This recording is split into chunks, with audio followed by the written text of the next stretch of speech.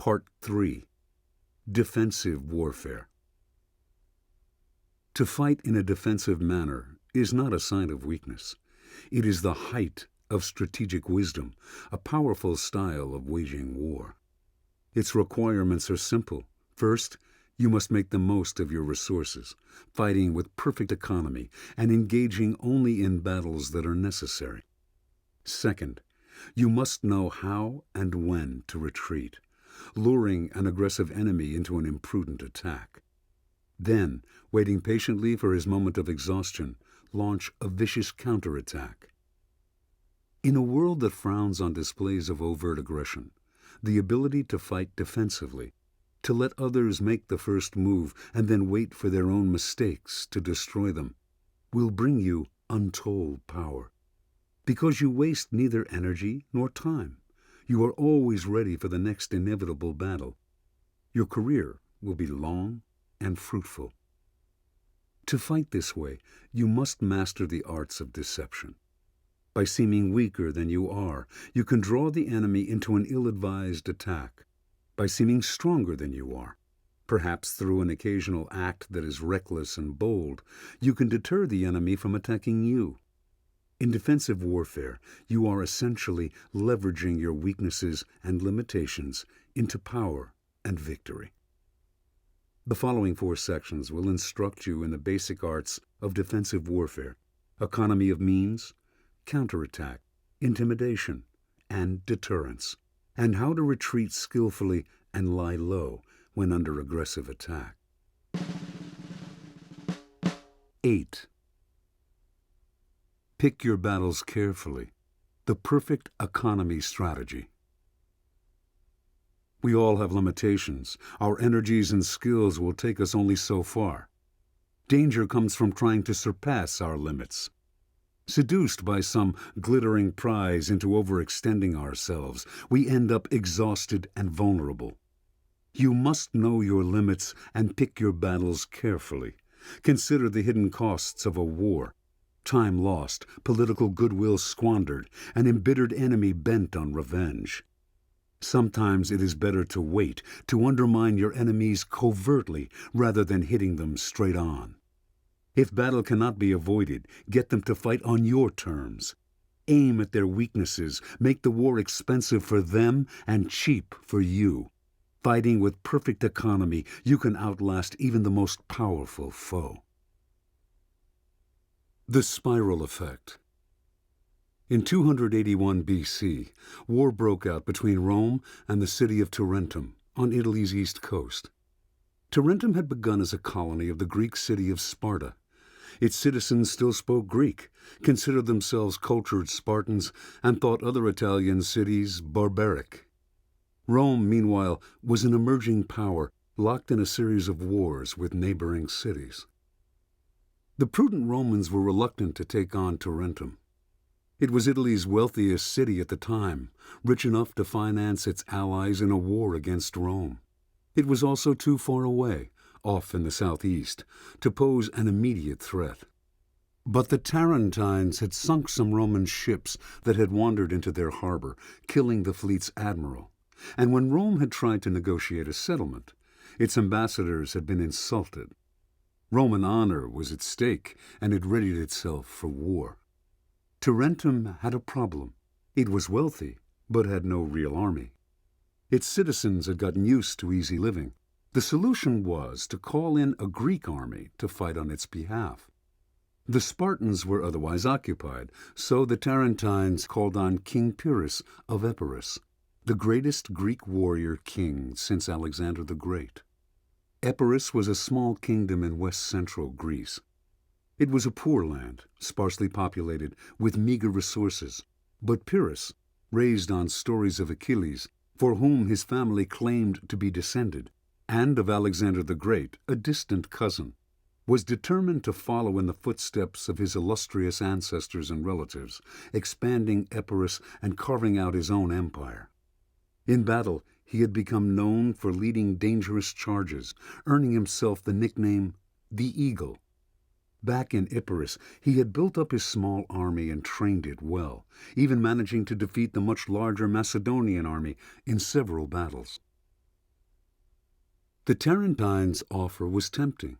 First, they promised him money and a large army raised from allied states.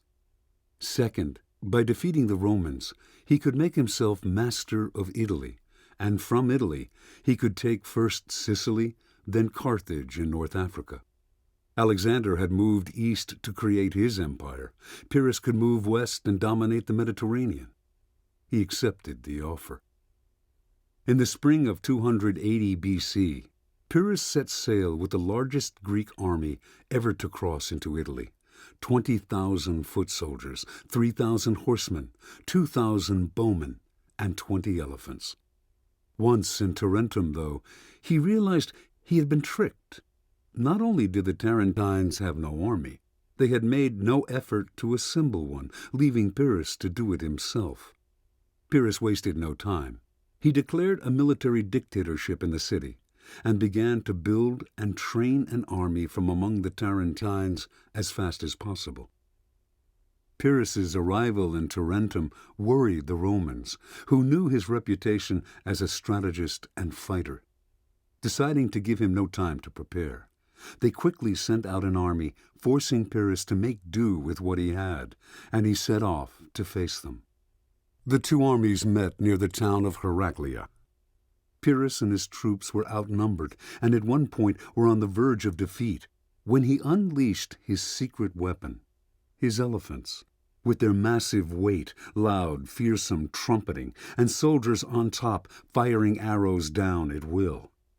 The Romans had never faced elephants in battle before, and panic spread among them, turning the tide of the fight. Soon the disciplined Roman legions were in headlong retreat. The eagle had won a great victory. His fame spread across the Italian peninsula. He was indeed the reincarnation of Alexander the Great.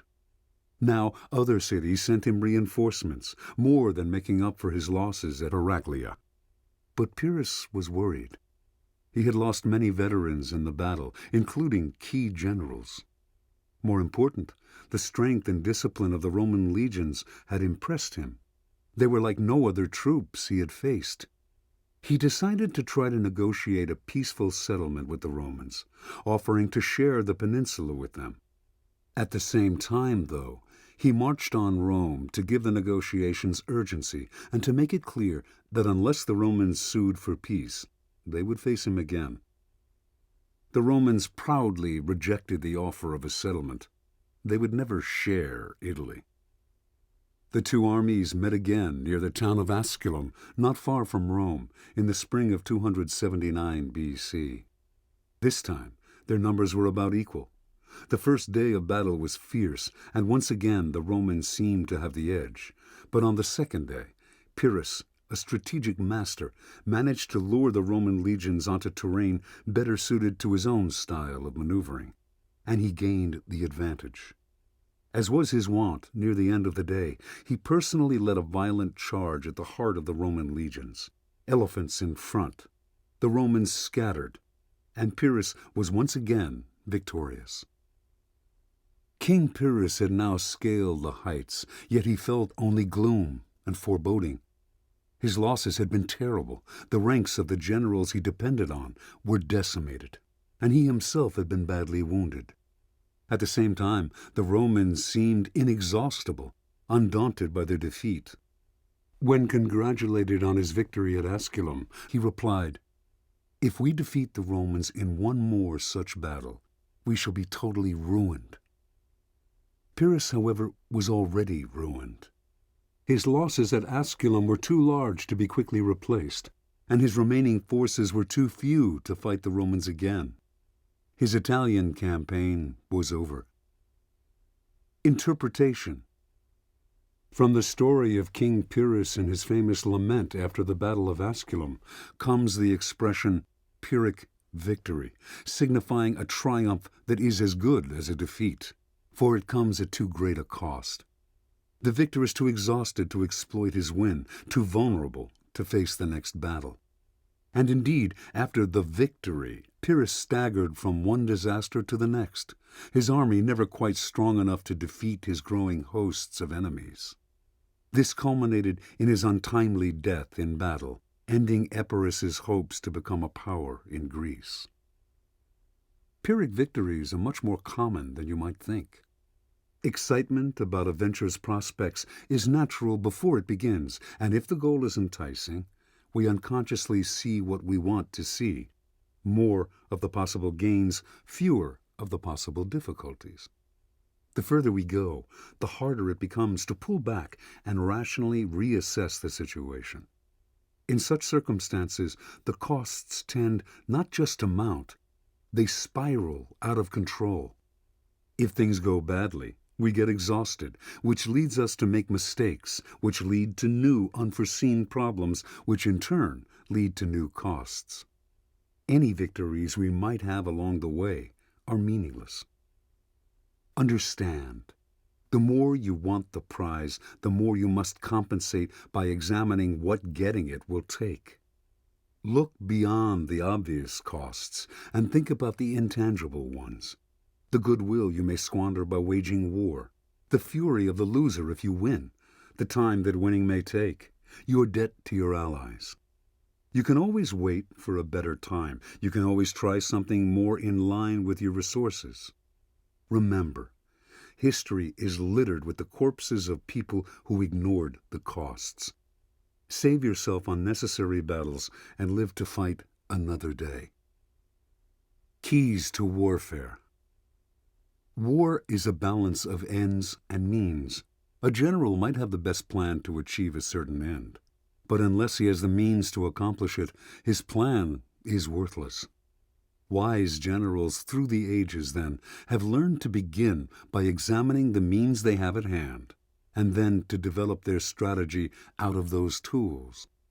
That is what made Hannibal a brilliant strategist.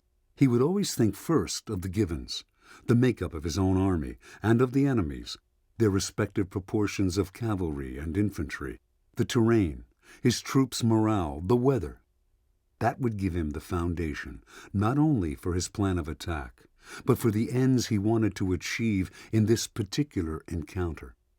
Instead of being locked into a way of fighting, like so many generals, he constantly adjusted his ends to his means. That was the strategic advantage he used again and again. The next time you launch a campaign, try an experiment. Do not think about either your solid goals or your wishful dreams, and do not plan out your strategy on paper. Instead, think deeply about what you have, the tools and materials you will be working with. Ground yourself not in dreams and plans, but in reality. Think of your own skills, any political advantage you might have, the morale of your troops, how creatively you can use the means at your disposal. Then, out of that process, let your plans and goals blossom. Not only will your strategies be more realistic, they will be more inventive and forceful. Dreaming first of what you want and then trying to find the means to reach it is a recipe for exhaustion, waste, and defeat. Do not mistake cheapness for perfect economy. Armies have failed by spending too little as often as by spending too much. Perfect economy does not mean hoarding your resources. That is not economy, but stinginess, deadly in war. Perfect economy means finding a golden mean, a level at which your blows count but do not wear you out. Over-economizing will wear you out more, for the war will drag on, its costs growing, without your ever being able to deliver a knockout punch. Fighting economically will build momentum.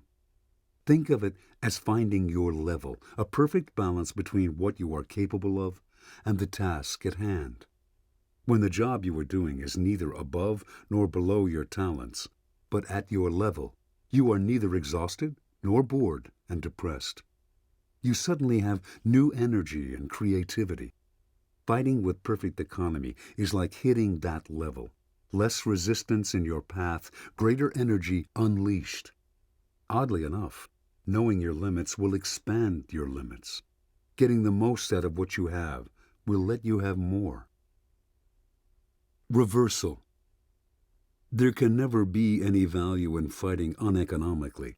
But it is always a wise course to make your opponent waste as much of his resources as possible.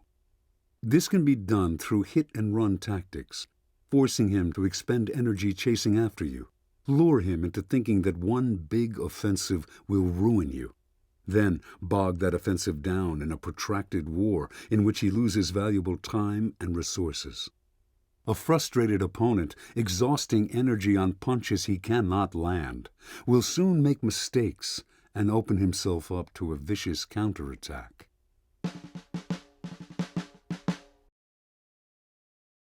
9. Turn the tables. The counterattack strategy. Moving first, initiating the attack, will often put you at a disadvantage. You are exposing your strategy and limiting your options. Instead, discover the power of holding back and letting the other side move first, giving you the flexibility to counterattack from any angle. If your opponents are aggressive, bait them into a rash attack that will leave them in a weak position. Learn to use their impatience, their eagerness to get at you, as a way to throw them off balance and bring them down. In difficult moments, do not despair or retreat. Any situation can be turned around. If you learn how to hold back, waiting for the right moment to launch an unexpected counterattack, weakness can become strength. Jujitsu. In 1920, the Democratic Party nominated Ohio Governor James Cox as its candidate to succeed the retiring President Woodrow Wilson. At the same time, it named 38-year-old Franklin Delano Roosevelt as its vice presidential nominee. Roosevelt had served as the Assistant Secretary of the Navy under Wilson. More important, he was the cousin of Theodore Roosevelt, still very popular after his presidency in the first decade of the century. The Republican nominee was Warren G. Harding, and the campaign was a grueling affair. The Republicans had a lot of money. They avoided talking about the issues and played up Harding's folksy image. Cox and Roosevelt responded to the Republicans by going on a vigorous offensive, basing their campaign on a single issue of Wilson's, American participation in the League of Nations, which they hoped would bring peace and prosperity. Roosevelt campaigned all over the country, delivering speech after speech. The idea was to counter the Republicans' money with sheer effort. But the race was a disaster. Harding won the presidency in one of the biggest landslides in American electoral history. The following year, Roosevelt was stricken with polio and lost the use of his legs. Coming just after the disastrous 1920 campaign, his illness marked a turning point in his life. Suddenly made aware of his physical fragility and mortality, he retreated into himself and reassessed. The world of politics was vicious and violent. To win an election, people would do anything, stooping to all kinds of personal attacks. The public official moving in this world was under pressure to be as unscrupulous as everyone else and survive as best he could. But that approach did not suit Roosevelt personally and took too much out of him physically. He decided to craft a different political style, one that would separate him from the crowd and give him a constant advantage. In 1932, after a stint as governor of New York, Roosevelt ran as the Democratic presidential nominee against the Republican incumbent, Herbert Hoover. The country was in the midst of the Depression, and Hoover seemed incapable of dealing with it. Given the weakness of his record, a defensive hand was a difficult one for him to play, and, like the Democrats in 1920, he went vigorously on the offensive, attacking Roosevelt as a socialist. Roosevelt, in turn, traveled the country, speaking on his ideas for getting America out of the Depression. He didn't give many specifics, nor did he respond to Hoover's attacks directly, but he radiated confidence and ability. Hoover, meanwhile, seemed shrill and aggressive. The Depression would probably have doomed him to defeat whatever he did. But he lost far bigger than expected. The size of Roosevelt's victory, nearly an electoral sweep, surprised one and all. In the weeks following the election, Roosevelt essentially hid from public view. Slowly, his enemies on the right began to use his absence to attack him, circulating speculation that he was unprepared for the challenge of the job. The criticisms became pointed and aggressive. At his inauguration, however, Roosevelt gave a rousing speech, and in his first months in office, now known as the 100 Days, he switched from the appearance of inactivity to a powerful offensive, hurrying through legislation that made the country feel as if something were finally being done. The sniping died. Over the next few years, this pattern repeatedly recurred. Roosevelt would face resistance. The Supreme Court, say, would overturn his programs, and enemies on all sides, Senator Huey Long and Labor leader John L. Lewis on the left, Father Charles Coughlin and wealthy businessmen on the right, would launch hostile campaigns in the press. Roosevelt would retreat, ceding the spotlight. In his absence, the attacks would seem to pick up steam, and his advisors would panic. But Roosevelt was just biding his time. Eventually, he knew, people would tire of these endless attacks and accusations, particularly because by refusing to reply to them, he made them inevitably one-sided. Then, usually a month or two before election time, he would go on the offensive, defending his record and attacking his opponents suddenly and vigorously enough to catch them all off guard. The timing would also jolt the public, winning him their attention. In the periods when Roosevelt was silent, his opponents' attacks would grow, and grow more shrill, but that only gave him material he could use later, taking advantage of their hysteria to make them ridiculous. The most famous example of this came in 1944, when that year's Republican presidential nominee, Thomas Dewey, launched a series of personal attacks on Roosevelt, questioning the activities of his wife, his sons, and even his dog, the Scotch Terrier Fala, who Dewey accused of being pampered at the taxpayer's expense. Roosevelt countered in a campaign speech. The Republican leaders have not been content to make personal attacks upon me or my sons. They now include my little dog, Fala. Unlike the members of my family, Fala resents this. When he learned that the Republican fiction writers had concocted a story that I left him behind on an Aleutian island and had sent a destroyer back to find him, at a cost to the taxpayer of $2 or $3 or $8 or $20 million, his Scotch soul was furious. He has not been the same dog since. I am accustomed to hearing malicious falsehoods about myself, but I think I have the right to object to libelous statements about my dog. Devastatingly funny, the speech was also ruthlessly effective. And how could his opponents reply to it when it quoted their own words right back at them? Year after year, Roosevelt's opponents exhausted themselves attacking him, scoring points at moments when it didn't matter, and losing one landslide election after another to him. Interpretation. Roosevelt's style can be likened to Jujitsu, the Japanese art of self-defense. In Jujitsu, a fighter baits opponents by staying calm and patient, getting them to make the first aggressive move. As they come at the fighter and either strike at him or grab hold of him, either push or pull, the fighter moves with them, using their strength against them. As he deftly steps forward or back at the right moment, the force of their own momentum throws them off balance. Often they actually fall, and even if they don't, they leave themselves vulnerable to a counterblow. Their aggression becomes their weakness, for it commits them to an obvious attack, exposing their strategy and making it hard for them to stop. In politics, Jujitsu style yields endless benefits. It gives you the ability to fight without seeming aggressive. It saves energy, for your opponents tire while you stay above the fray. And it widens your options, allowing you to build on what they give you. Keys to warfare. Thousands of years ago, at the dawn of military history, various strategists in different cultures noticed a peculiar phenomenon. In battle, the side that was on the defensive often won in the end. There seemed to be several reasons for this. First, once the aggressor went on the attack, he had no more surprises in store. The defender could clearly see his strategy and take protective action.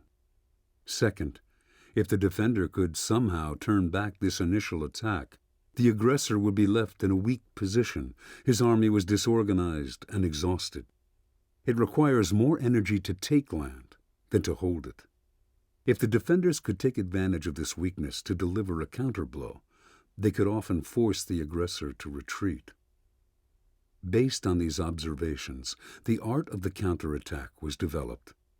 Its basic tenets were to let the enemy make the first move, actively baiting him into an aggressive attack that would expend his energy and unbalance his lines, then taking advantage of his weakness and disorganization.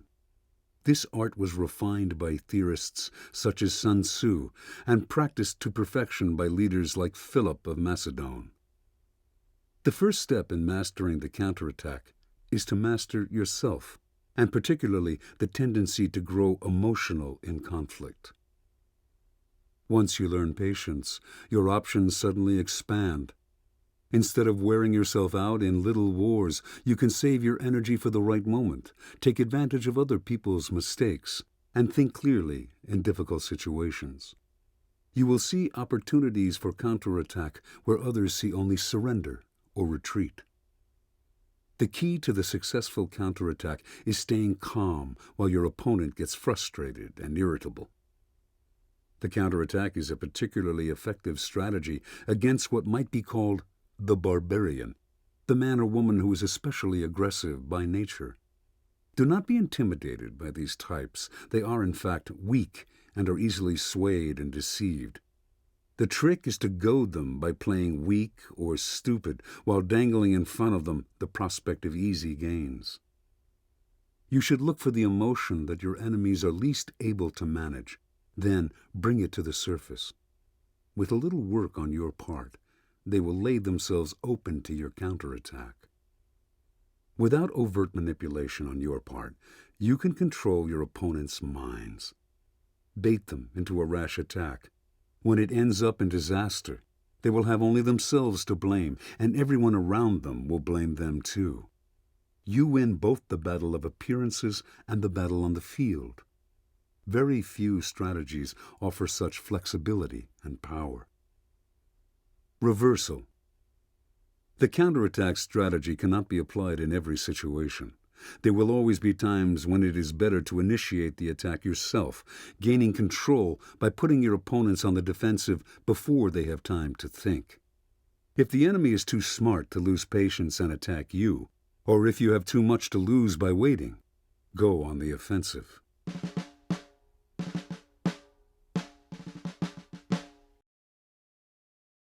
(10) Create a threatening presence. Deterrence strategies. The best way to fight off aggressors is to keep them from attacking you in the first place. To accomplish this, you must create the impression of being more powerful than you are. Build up a reputation. You're a little crazy. Fighting you is not worth it. You take your enemies with you when you lose. Create this reputation and make it credible with a few impressively violent acts. Uncertainty is sometimes better than overt threat. If your opponents are never sure what messing with you will cost, they will not want to find out. Play on people's natural fears and anxieties to make them think twice. Reverse intimidation. Inevitably in life, you will find yourself facing people who are more aggressive than you are. Crafty, ruthless people who are determined to get what they want. Fighting them head-on is generally foolish. Fighting is what they are good at, and they are unscrupulous to boot. You will probably lose. Trying to fend them off by giving them part of what they are after, or otherwise pleasing or appeasing them, is a recipe for disaster. You are only showing your weakness, inviting more threats and attacks. But giving in completely, surrendering without a fight, hands them the easy victory they crave and makes you resentful and bitter. It can also become a bad habit the path of least resistance in dealing with difficult situations. Instead of trying to avoid conflict or whining about the injustice of it all, consider an option developed over the centuries by military leaders and strategists to deal with violent and acquisitive neighbors: reverse intimidation. This art of deterrence rests on three basic facts about war and human nature. First, people are more likely to attack you if they see you as weak or vulnerable. Second, they cannot know for sure that you're weak. They depend on the signs you give out through your behavior, both present and past. Third, they are after easy victories, quick and bloodless. That is why they prey on the vulnerable and weak. Deterrence is simply a matter of turning this dynamic around, altering any perception of yourself as weak and naive, and sending the message that battle with you will not be as easy as they had thought. The following are 5 basic methods of deterrence and reverse intimidation. You can use them all in offensive warfare, but they are particularly effective in defense for moments when you find yourself vulnerable and under attack. Surprise with a bold maneuver. The best way to hide your weakness and to bluff your enemies into giving up their attack is to take some unexpected, bold, risky action. Perhaps they had thought you were vulnerable, and now you are acting as someone who is fearless and confident. This will have 2 positive effects. First, they will tend to think your move is backed up by something real. They will not imagine you could be foolish enough to do something audacious just for effect. Second, they will start to see strengths and threats in you that they had not imagined. Reverse the threat. If your enemies see you as someone to be pushed around, turn the tables with a sudden move, however small, designed to scare them. Threaten something they value. Hit them where you sense they may be vulnerable, and make it hurt. If that infuriates them and makes them attack you, back off a moment and then hit them again when they're not expecting it. Show them you are not afraid of them and that you are capable of a ruthlessness they had not seen in you. You needn't go too far. Just inflict a little pain. Seem unpredictable and irrational. In this instance, you do something suggesting a slightly suicidal streak, as if you felt you had nothing to lose. You show that you are ready to take your enemies down with you, destroying their reputations in the process. This is particularly effective with people who have a lot to lose themselves, powerful people with sterling reputations. To defeat you will be costly and perhaps self-destructive. This will make fighting you very unattractive. Crazy opponents are terrifying. No one likes fighting people who are unpredictable and have nothing to lose. Play on people's natural paranoia. Instead of threatening your opponents openly, you take action that is indirect and designed to make them think. This might mean using a go-between to send them a message, to tell some disturbing story about what you are capable of. Or maybe you let them spy on you, only to hear something that should give them cause for concern. Making your enemies think they have found out you are plotting a countermove is more effective than telling them so yourself. Make a threat, and you may have to live up to it. But making them think you are working treacherously against them is another story. The more veiled menace and uncertainty you generate, the more their imaginations will run away with them, and the more dangerous an attack on you will seem. Establish a frightening reputation. This reputation can be for any number of things: being difficult, stubborn, violent, ruthlessly efficient. To create this image, you may every now and then have to play a bit rough, but eventually it will become enough of a deterrent to make those occasions rare. It will be an offensive weapon, scaring people into submission before they even meet you. In any event, you must build your reputation carefully, allowing no inconsistencies. Any holes in this kind of image will make it worthless. Deterrence and reverse intimidation in practice. King Edward I of England was a fierce 13th century warrior king who was determined to conquer all of the British Isles. First he battered the Welsh into submission. Then he set his sights on Scotland, laying siege to towns and castles and razing to the ground the communities that dared to resist him. He was even more brutal with the Scots who fought back, including the famous Sir William Wallace. He hunted them down and had them publicly tortured and executed. Only one Scottish lord eluded Edward, Robert the Bruce, Earl of Carrick, 1274–1329, who had somehow escaped to the remote fastness of northern Scotland. So Edward captured the rebel's family and friends, killing the men and imprisoning the women in cages. Bruce remained defiant. In 1306, he had himself crowned Scotland's king. Whatever it took, he vowed to revenge himself on Edward and throw the English out of Scotland. Hearing this, Edward became even more determined to capture this final piece in his Scottish wars, but in 1307 he died before the job was done. Edward's son, now Edward II, did not share his father's lust for war. Edward I had left the island secure. The new king did not have to worry about Scotland. England was far wealthier, and its armies were well equipped, well fed, well paid, and experienced. In fact, their recent wars had made them the most feared fighters in Europe. At any moment, Edward II could field a great army against the Scots, whose weapons and armor were primitive. He felt confident that he could handle Robert the Bruce. A few months into the reign of Edward II, Bruce managed to take some Scottish castles held by the English and burned them to the ground. When Edward sent forces against him, Bruce refused to fight and fled with his small army into the forest. Edward sent more men to secure his remaining strongholds in Scotland and exact revenge on Bruce, but now Scots soldiers suddenly began to raid England. Highly mobile, these pirates on horseback devastated the northern English countryside, destroying crops and livestock. The English campaign in Scotland had become too costly, so it was called off. But a few years later, Edward tried again. This time, an English army penetrated farther into Scotland, but again, in response, Scottish raiders rode south into England, wreaking still more havoc on farms and property. And in Scotland itself, Bruce's army burned their own countrymen's crops, leaving the English invaders nothing to eat. As before, the English wore themselves out chasing Bruce, but to no avail. The Scots refused battle. Bivouacked in their camps, the English soldiers would hear bagpipes and horns out in the dark at night, making it impossible to sleep.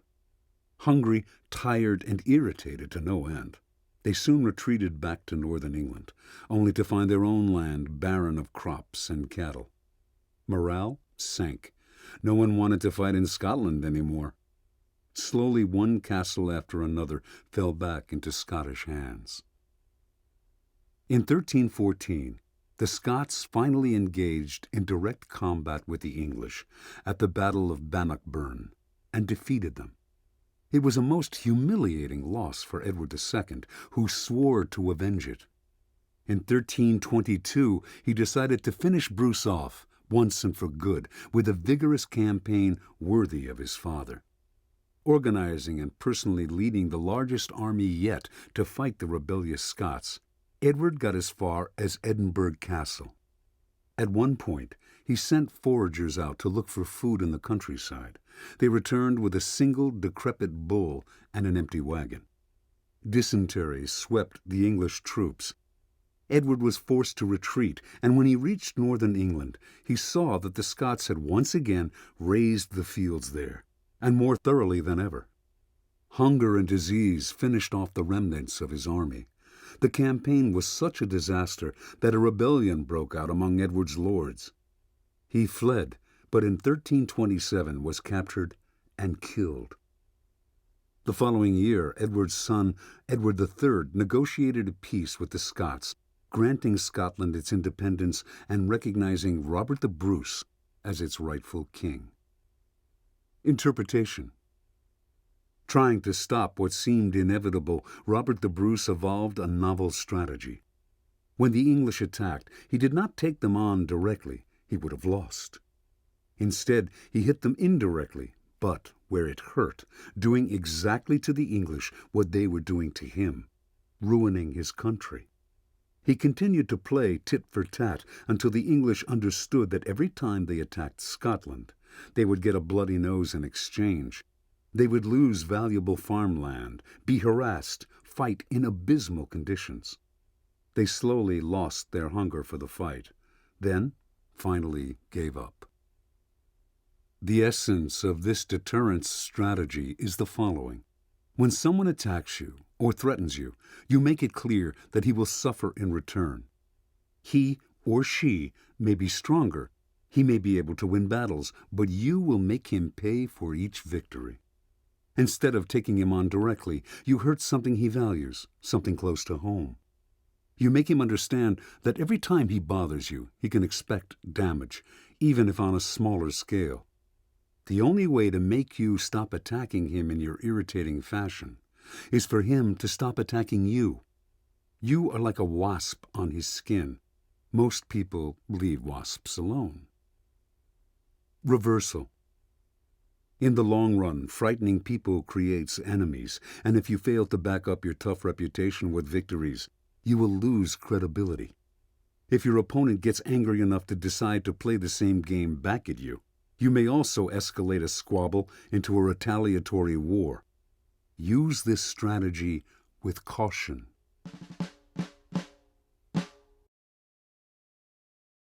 (11)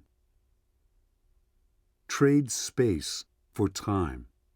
The non-engagement strategy. Retreat in the face of a strong enemy is a sign not of weakness, but of strength. By resisting the temptation to respond to an aggressor, you buy yourself valuable time to recover, to think, to gain perspective. Let your enemies advance. Time is more important than space. By refusing to fight, you infuriate them and feed their arrogance. They will soon overextend themselves and start making mistakes. Time will reveal them as rash and you as wise. Sometimes you can accomplish most by doing nothing. Retreat to advance. In the early 1930s, Mao Zedong was a rising star in the Chinese Communist Party. A civil war had broken out between the Communists and the Nationalists. Mao led campaigns against the Nationalists, using guerrilla tactics to beat them time and again, despite being greatly outnumbered.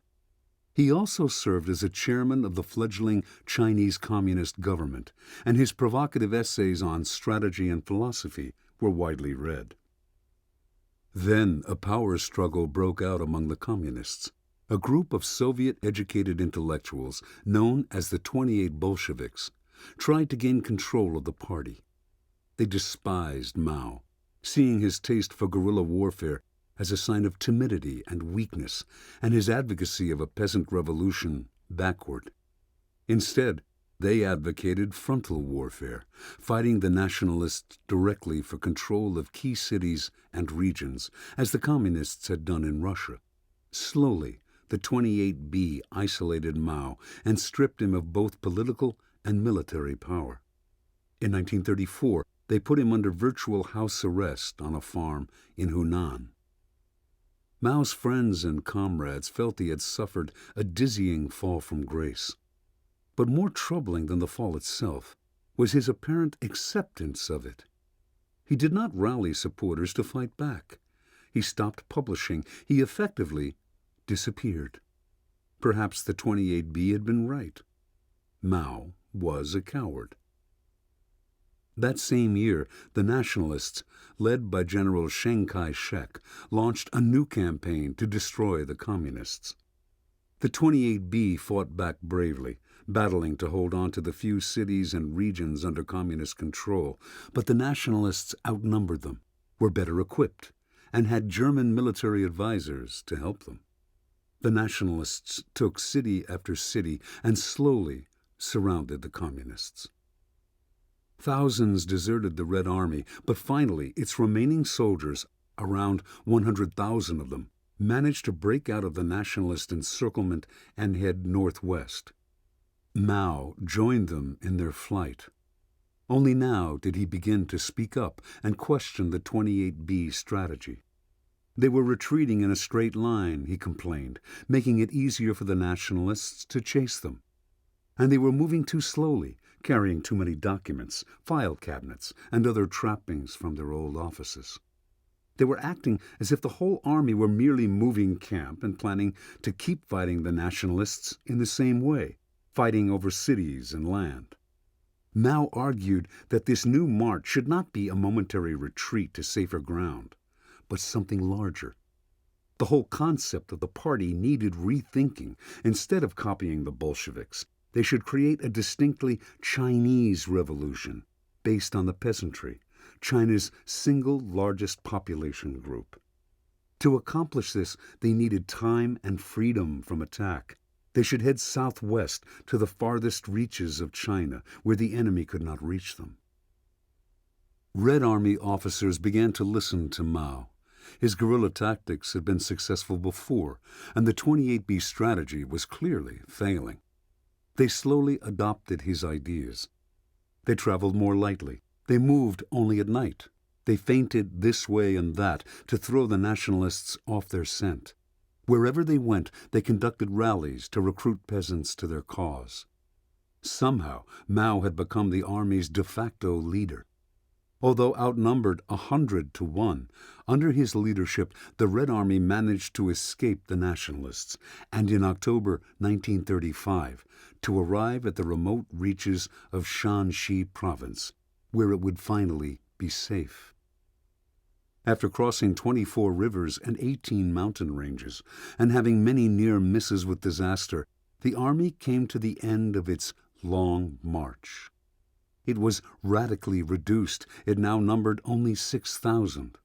But a new kind of party had been forged, the kind Mao had wanted all along, a hardcore group of devoted followers who believed in a peasant revolution and embraced guerrilla warfare. Safe from attack in Shanxi, this purified party was slowly able first to recover, then to spread its gospel. In 1949, the Communists finally defeated the Nationalists for good and exiled them from mainland China. Interpretation. Mao was born and raised on a farm. The Chinese farm life could be harsh. A farmer had to be patient, bending with the seasons and the capricious climate. Thousands of years earlier, the Taoist religion had emerged from this hard life. A key concept in Taoism is that of Wei Wu, the idea of action through inaction, of controlling a situation by not trying to control it, of ruling by abdicating rule. Wei Wu involves the belief that by reacting and fighting against circumstances, by constantly struggling in life, you actually move backward, creating more turbulence in your path and difficulties for yourself. Sometimes it is best to lie low, to do nothing, but let the winter pass. In such moments, you can collect yourself and strengthen your identity. War is deceptive. You may think that you are strong and that you are making advances against an enemy, but time may show that you are actually marching into great danger. You can never really know, since our immersion in the present deprives us of true perspective. The best you can do is to rid yourself of lazy, conventional patterns of thinking.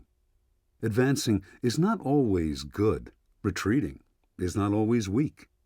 In fact, in moments of danger or trouble, refusing to fight is often the best strategy. By disengaging from the enemy, you lose nothing that is valuable in the long run and gain time to turn inward, rethink your ideas, separate the true believers from the hangers-on. Time becomes your ally. By doing nothing outwardly, you gain inner strength, which will translate into tremendous power later, when it is time to act. Keys to warfare. When you fight someone more powerful than you are, you lose more than your possessions and position. You lose your ability to think straight, to keep yourself separate and distinct. You become infected with the emotions and violence of the aggressor in ways you cannot imagine. Better to flee and use the time your flight buys to turn inward. Let the enemy take land and advance. You will recover and turn the tables when the time comes. The decision to retreat shows not weakness, but strength. It is the height of strategic wisdom. Reversal. Retreat must never be an end in itself. At some point, you have to turn around and fight. If you don't, retreat is more accurately called surrender. The enemy wins. Combat is in the long run unavoidable. Retreat can only be temporary.